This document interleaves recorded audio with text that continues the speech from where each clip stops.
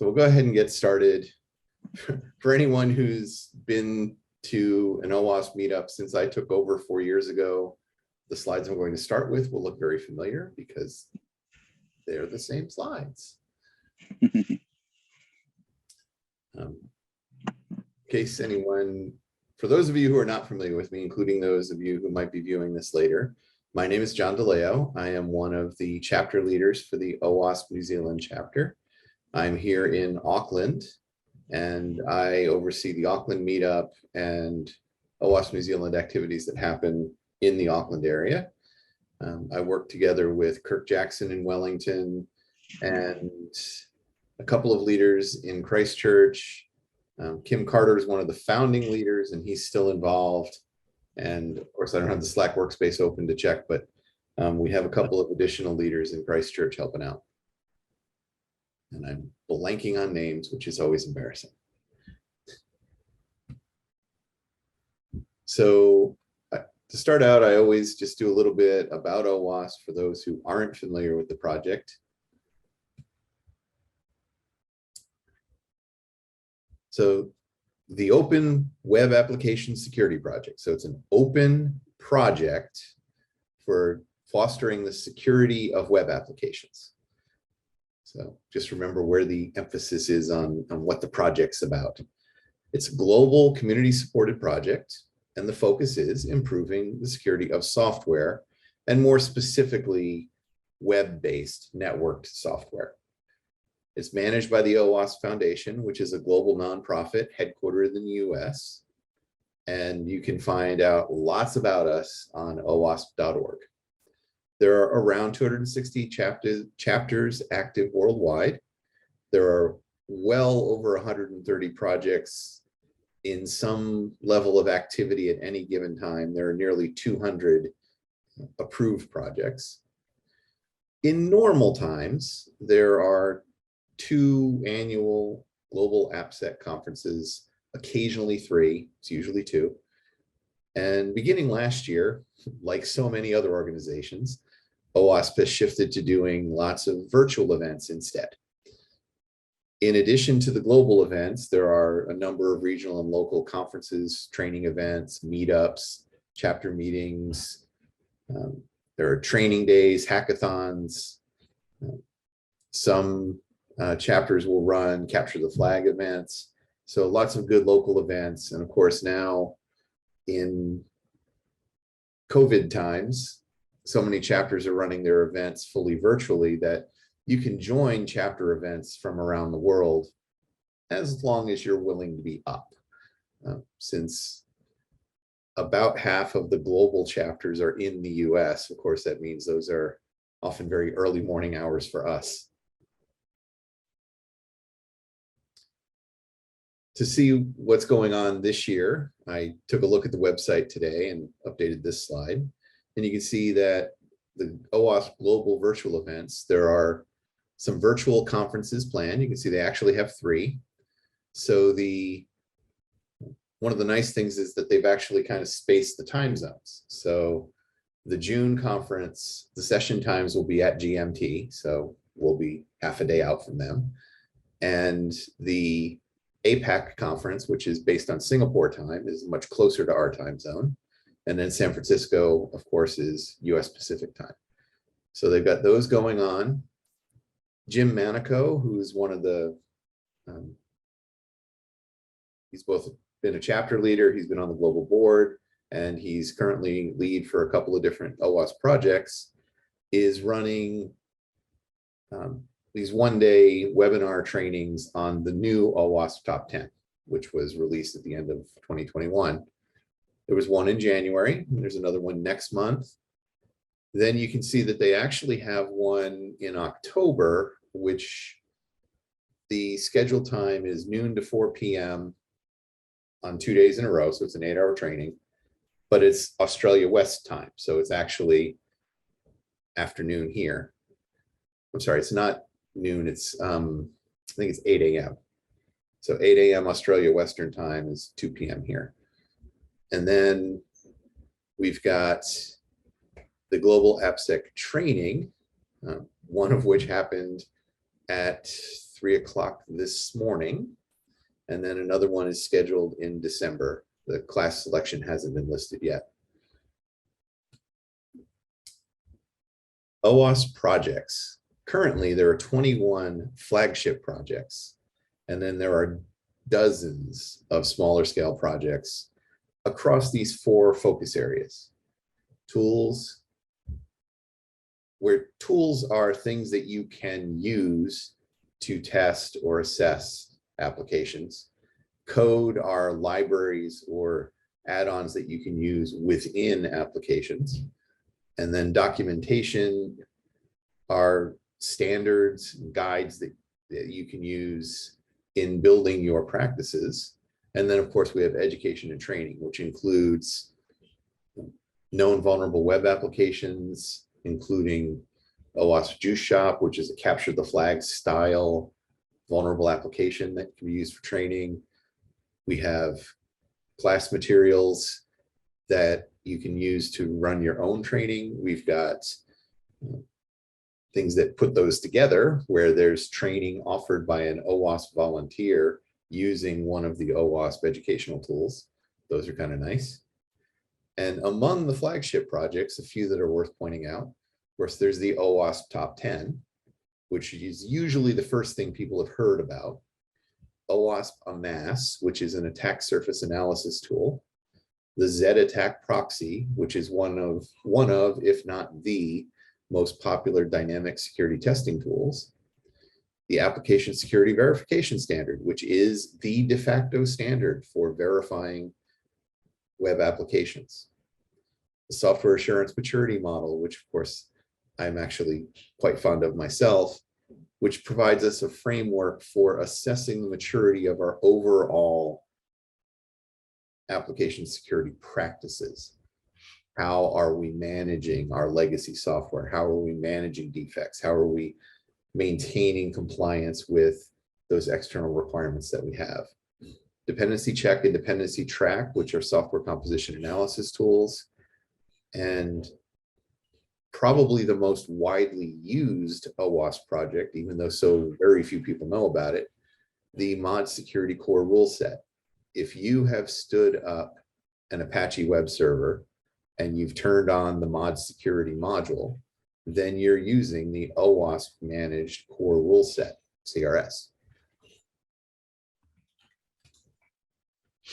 Now, the OWASP New Zealand chapter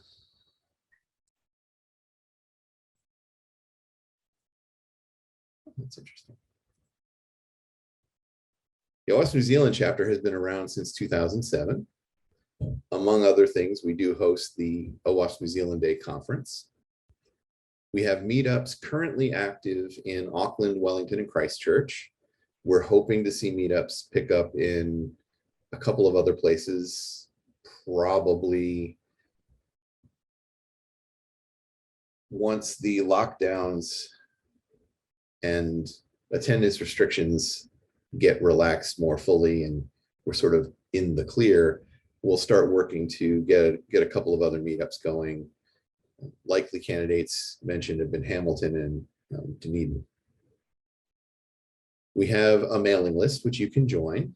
It's a Google group, so if you quickly take a snapshot of that join URL, you can submit a request to join, and then I'll get an email and I can approve you.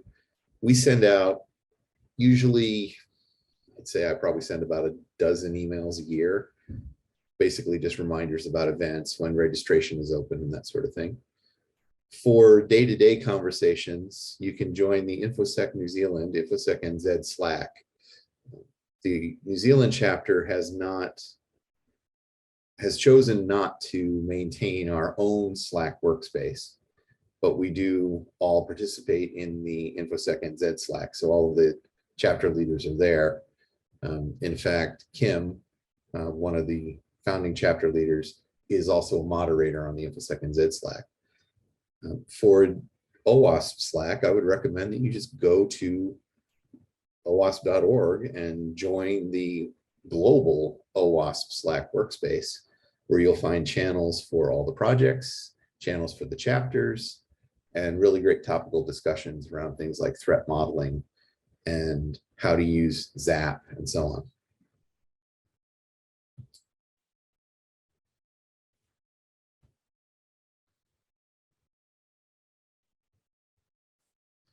Some upcoming events. Well, we have this meetup, and you can see that we meet on the second Tuesday of the odd months except January. Hopefully by May, we'll be back to a point where we'll be able to meet in person.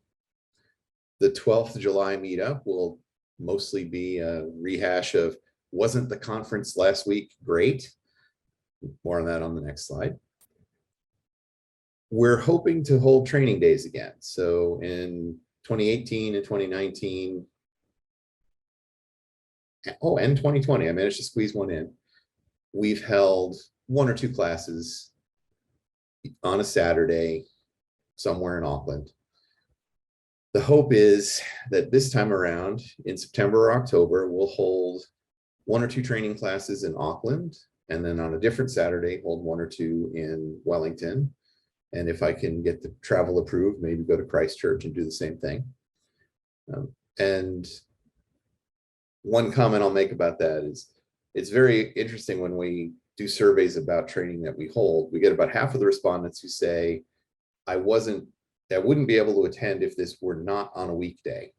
And then we have others who say, I wouldn't be able to attend if this were on a weekday. So what we do is, as part of the annual conference, we have some weekday training. And then once a year, we have some weekend training. And hopefully that can cover everyone off. We're planning to revive the security.ac.nz student conference this year.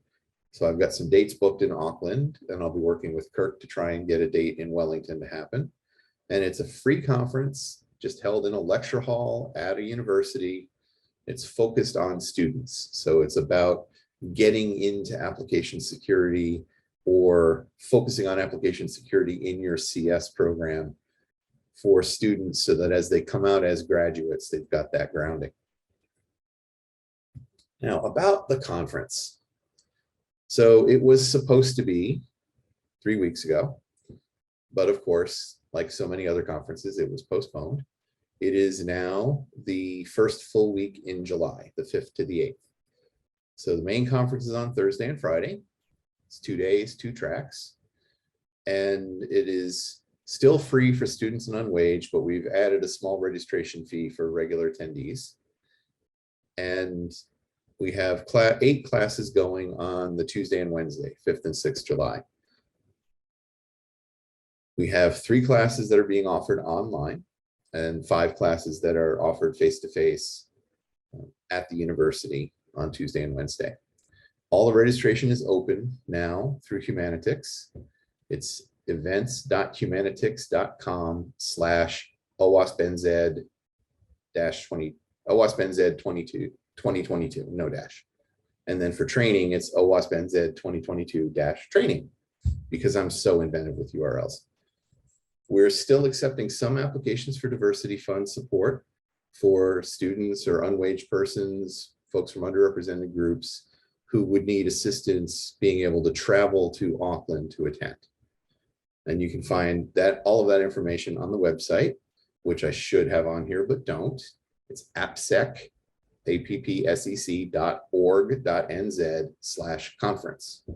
And then you'll find information there, including on the diversity fund, volunteering, and we're very soon going to have the preliminary program posted. Other local events, which I like to let you all know about, the Information Security Interest Group. There are several of those that meet throughout New Zealand, Auckland, Wellington, Christchurch, Hamilton, and Dunedin, I believe. And the Auckland ISIG meets the last Tuesday of most months, usually, but it's currently on hold because it meets in person only at a small venue. So once we can have a fairly large gathering in a fairly small space, we'll go back to having meetings again. The Auckland ISC Squared chapter is currently doing all of their sessions online only. They're usually the 4th Thursday of the month. About half the time they're at lunchtime and about half the time they're in the evening.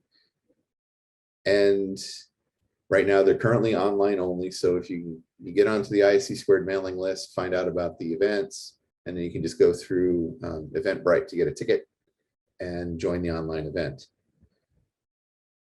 The New Zealand Information Security Forum, NZISF, is run by Professor Janczewski at the University of Auckland. They've been meeting all through. So they have the second Thursday of every month. They hold a session with a presentation and some discussion. The last couple of months, the last few months, they've been online only. When they meet in person, there's a breakfast beforehand. So it's really kind of a nice way to start your Thursday morning really early. Enough about that. So as mentioned in the agenda, I'm going to talk about two things. We'll have a bit of a break in the middle. The first one is our first entry in the Top 10 2021 series. And what I'll do is present an overview of the top 10 and entry 1, in this case, broken access control. Now, I'm not presenting any groundbreaking information here. Everything in my slides is from the website. So you can go there and see everything that I'm telling you. But I'll summarize it briefly. And then when we finish going through the slides, I'll sort of open up the mics and we can have a lively conversation while everyone gets a stretch and a break, and then we'll go into the next presentation. So what is the OWASP Top 10? It is a very powerful awareness document. It's focused on web application security. Now, in the 2021 update, a couple of elements have been added. The top 10 is still meant to be an awareness document. However, it's been recognized by the top 10 project team that people are using it as a standard. They also recognize that it's being used as a core for some policies and training programs. So they've actually added some elements to the top 10 documentation to talk about how you might go about doing that. But it is still at its core an awareness document. It's simply reporting on the state of things. And what it's reporting on in particular are the 10 most prevalent web application vulnerabilities. This measure of prevalence is based both on detection data. So a number of tool vendors have provided just finding summaries that we have found these CWEs present in this many applications. And then the top 10s are mapped from those findings into what top 10 category or what category they match up to. And then the most prevalent categories get published as the top 10. In addition, there's a survey, and this one went out in the first half of 2020, so it was actually around for a while, asking for input from subject matter experts on what you see as important web vulnerabilities that you're seeing happening a lot, or that you're seeing emerging trends around. Once all of those data are collated and processed, and Professor Brian Glass, who's in Tennessee in the US, he actually led the data analysis work for the current top 10 edition. Then those findings are published and they say, here are our top 10. Now, for each of those, they give you some basic information on common attack scenarios, typical consequences that arise from being able to exploit that vulnerability, give a quick outline of some basic protection techniques, the sorts of things that you should have as your standard practices. And as a whole, the top 10 are reviewed about every 3 years or so. The last two have actually had a 4-year interval. So there's 2013, 2017, 2021. A really important note about this, I don't think I can possibly stress this too much. Not being in the top 10 does not mean a vulnerability is not important. There are a lot of negatives in that, but that's the point, is its absence from the top 10 does not mean it's not there. In particular, CSRF dropped off the top 10 between 2013 and 2014 because it's no longer prevalent.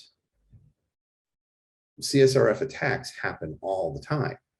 The difference is, thanks in large part to the top 10, CSRF protections have been built into web application frameworks so that when you create a web form, you just automatically get CSRF protection. Your web server manages it for you. Your web application server manages it for you, and you don't really have to think about it. Because of that automated provisioning that's happening, it's very rare for a CSRF flaw to make it into production. You almost have to work hard to make it happen. So that has caused it to drop off the top 10. We're seeing it in a very, very small percentage of applications, but it's still there.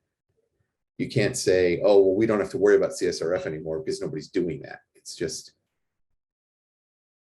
it's more that it's not making it into production as a flaw anymore. So don't forget that. Now, about broken access control.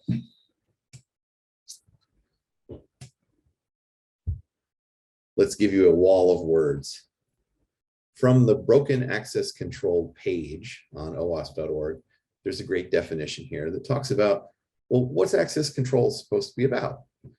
It's the mechanism that a web application uses to grant access to content or to individual functions based on a user's identity and what sorts of permissions that user is supposed to have.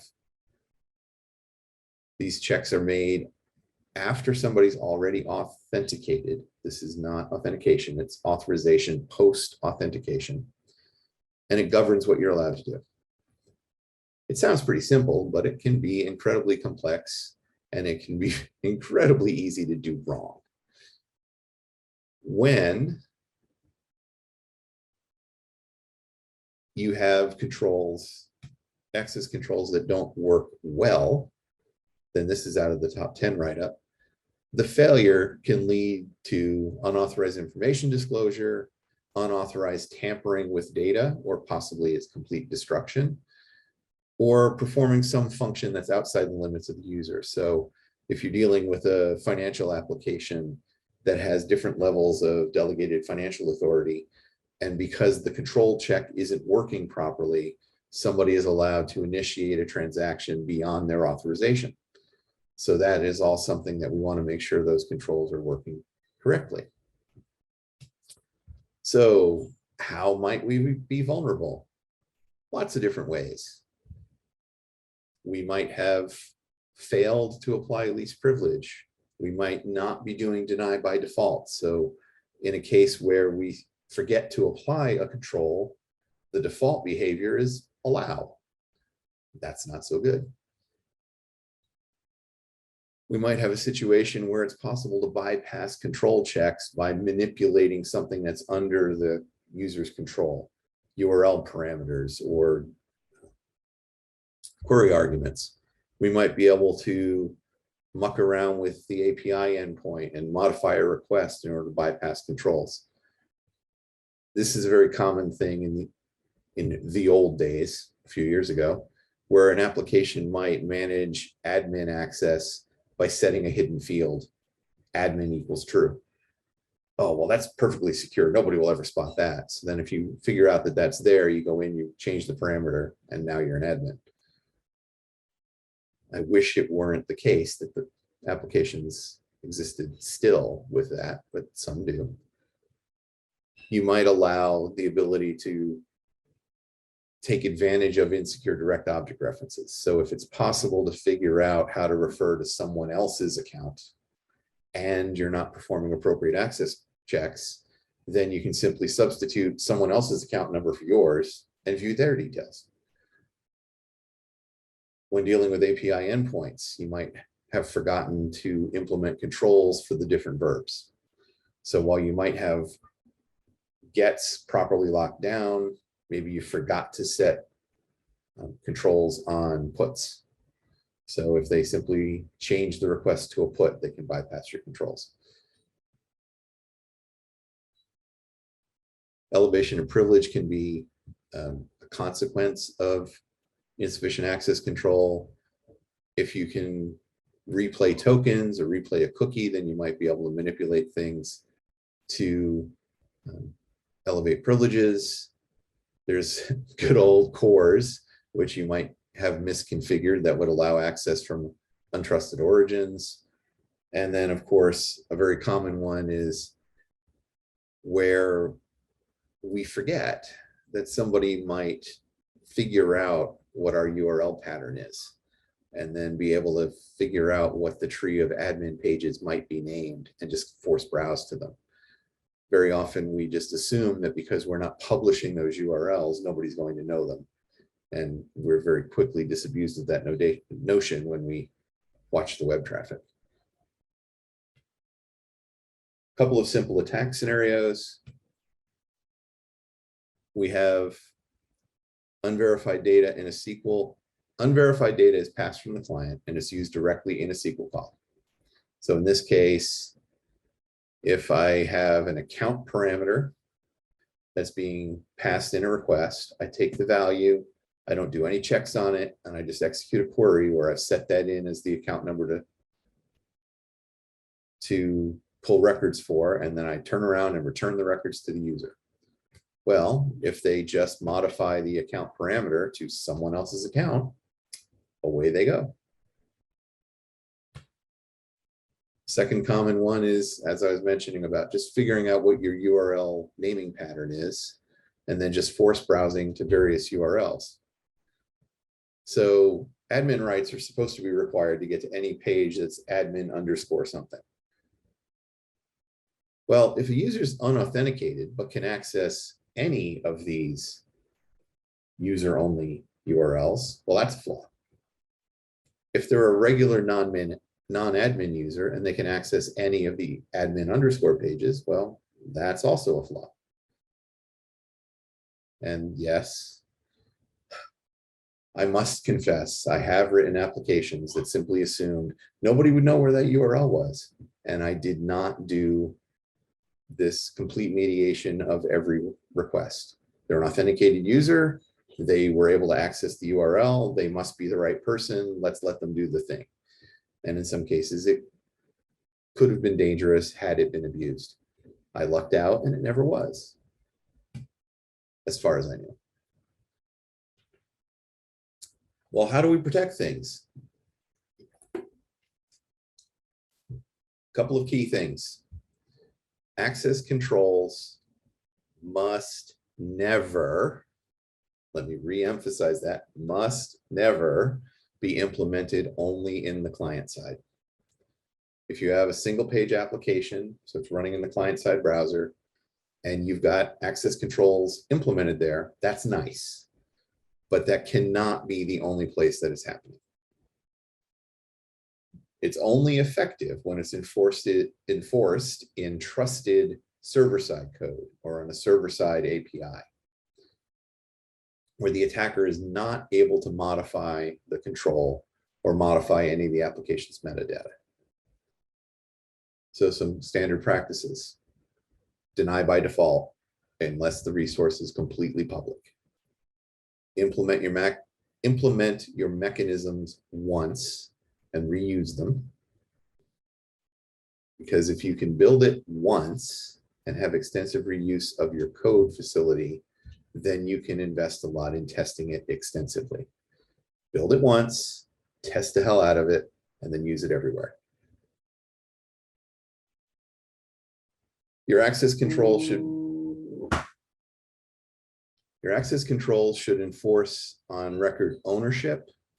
So just because a user has access and is allowed to access a particular section of your application, don't assume they have full permissions on every record. It should be checked on every record they attempt to access or modify or delete. Your domain model should directly enforce any unique business limits. So as I was talking about delegated financial authorities, those should be enforced directly in your model. Is this user at a particular level, which would grant them this level of financial authority? If they're not, then don't approve the purchase request. Some really classic stuff: make sure web directory listing is turned off. Ensure that file metadata and backup files don't make it into the web application root.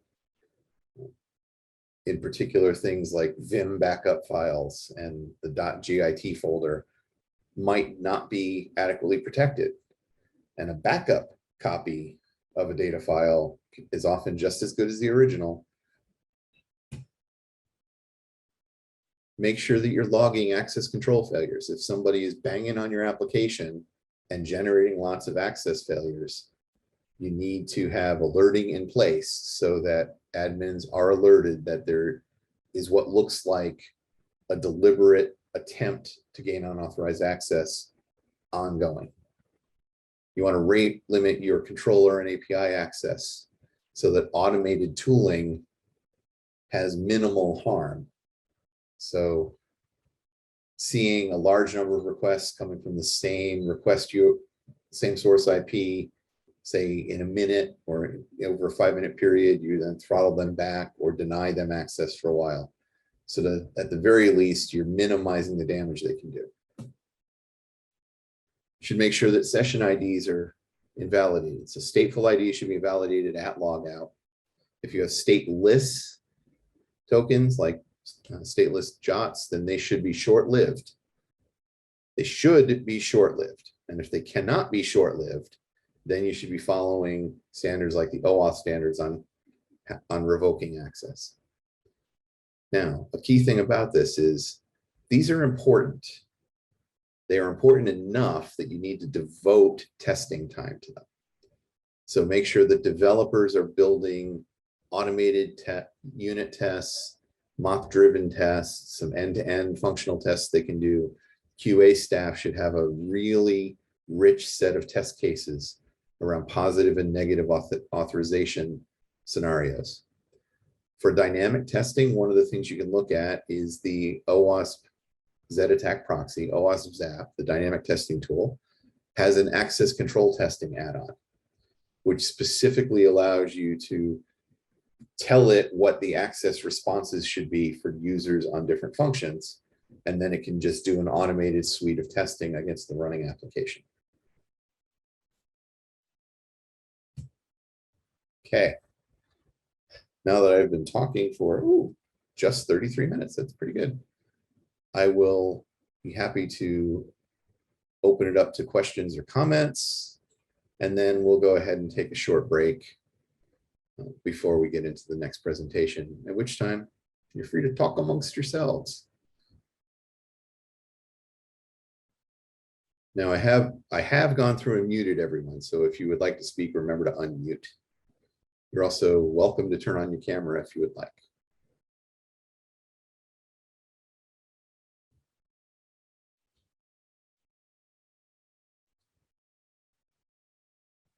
And if everybody really is in listen only mode, I'll just set a timer for 10 minutes and come back and start talking then.